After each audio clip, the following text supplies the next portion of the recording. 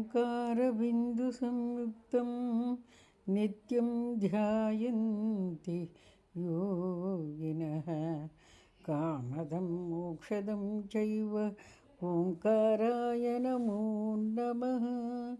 नमन्ति ऋषयो देवा नमन्त्यप्सरसां गणाः नरा नमन्ति देवेशं नकाराय नमो नमः।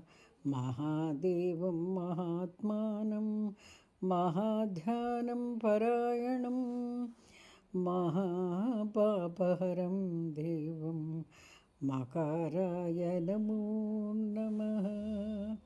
शिवं शान्तं जगन्नाथं लोकानुग्रहकारकं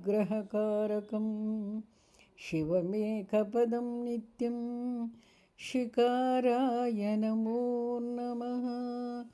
वाहनं वृषभो यस्य वासुकिः कण्ठभूषणं वामे शक्तिधरं देवं वकाराय नमो नमः।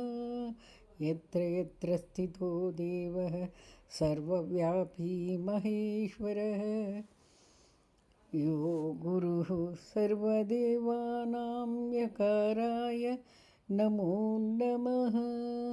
षडक्षरमिदं स्तोत्रं यः पठेत् शिवसन्निधौ शिवलोकमवाप्नोति शिवेन सह मोदते। इति श्रीरुद्रयामले उमामहेश्वरसंवादे शिवषडक्षरस्तोत्रं सम्पूर्णं सन्मङ्गलानि भवन्तु।